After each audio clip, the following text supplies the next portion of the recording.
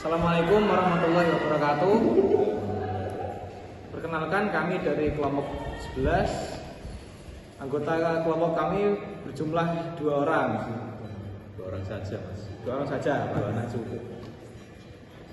Perkenalkan, nama saya Muhammad Olinuha, NIM 024. Dan saya Muhammad Dahlan Rusyada, NIM 005. Saya di sini akan membuat video pembelajaran tentang pemikiran ekonomi Islam kontemporer.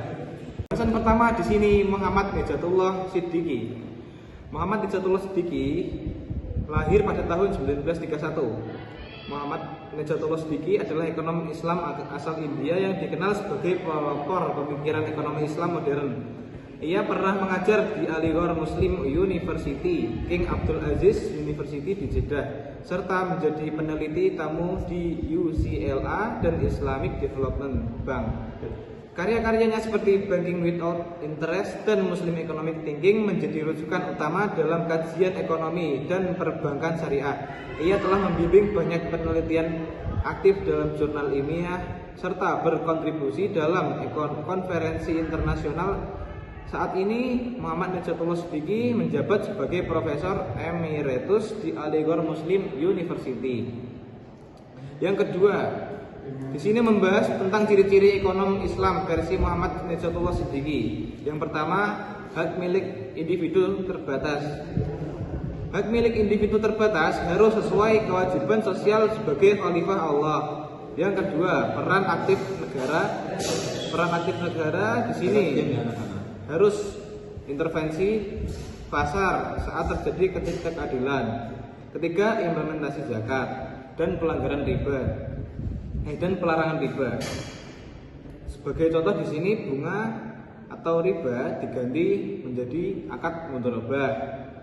Yang terakhir, jaminan kebutuhan dasar manusia. Jaminan kebutuhan dasar manusia di sini diterapkan melalui distribusi kekayaan secara adil.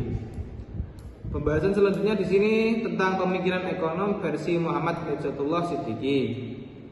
Pemikiran ekonom versi Muhammad Nejatullah Siddiqi di sini dibagi menjadi 3 bagian. Yang pertama, distribusi. Distribusi di sini harus dikoreksi dari sumber ketimpangan, bukan hanya dari permukaan. Yang kedua, tujuan utama bukan laba, tapi memenuhi kebutuhan dan beribadah kepada Allah. Yang terakhir, konsumsi. Konsumsi harus sesuai norma Islam, bukan sekadar kepuasan utilitas. Yang pembahasan selanjutnya tentang pemikiran ekonomi Islam kontemporer menurut pandangan Monzerkaf. Di sini saya akan memberikan biografi singkat dari Monzerkaf. Monzerkaf adalah ekonom Islam asal Suriah yang lahir pada 1940 di Damaskus.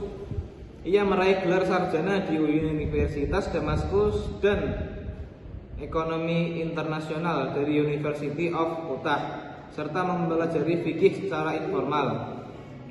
Monzerkaf pernah mengajar di berbagai universitas dan menjadi ekonom senior di Islamic Development Bank.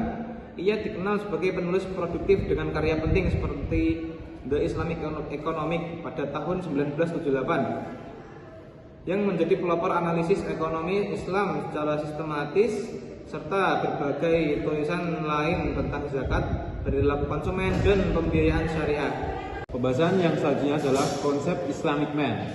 Islamic Man adalah individu yang berperilaku rasional sesuai prinsip Islam, bertujuan menciptakan keseimbangan sosial dan moral. Ia tidak hanya mencari kepuasan materi, tapi selalu memperhatikan halal haram, menghindari pemborosan, dan peduli pada kebaikan masyarakat dengan niat ikhlas demi ridha Allah. Konsep Islamic Man memiliki poin-poin penting. Yang pertama, berperilaku rasional dan konsisten dengan ajaran Islam. Yang kedua, konsumsi memperhatikan halal, tidak boros dan tidak merugikan. Yang ketiga, tidak materialistik, peduli pada kesejahteraan sosial. Yang keempat, berbuat kebaikan dengan niat mencari ridha Allah, bukan keuntungan ekonomi. Dan yang kelima atau yang terakhir, rasionalitas Islam, mengajarkan kesuksesan dunia dan akhirat, kekayaan seperti amanah, konsumsi sesuai maqasid al-syariah.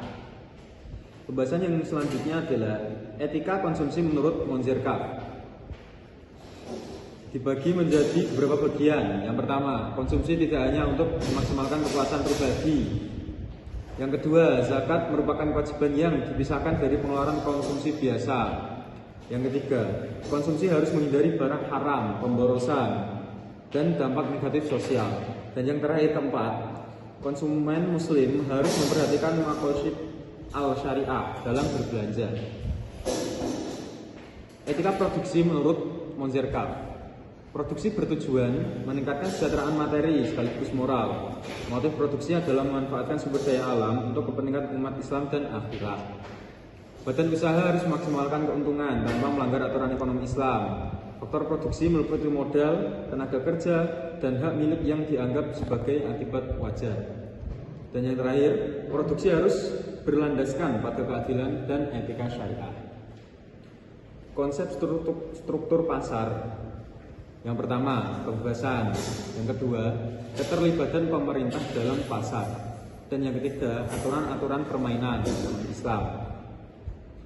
Yang terakhir, pembahasan terakhir, teori makromoneter. Yang pertama, zakat, alat utama untuk mencapai keadilan sosial dan redistribusi kekayaan. Yang kedua, larangan riba untuk menghindari ketidakadilan, penipuan, dan kezaliman ekonomi. Yang ketiga, bunga, sewa, dan modal. Kegiatan produktif harus mendapatkan imbalan, tabungan harus digunakan produktif.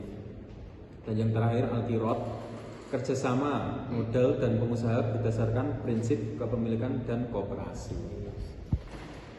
Oke, terima kasih. Sekian pembahasan video pembelajaran dari kelompok 11 tentang pemikiran ekonomi Islam kontemporer dari saya Muhammad Ulumuha Dan saya Muhammad Elina Rosyanda. izin pamit. Mohon maaf apabila ada kesalahan kata. Wabillahi taufiq wal hidayah. Wassalamualaikum warahmatullahi wabarakatuh. Waalaikumsalam.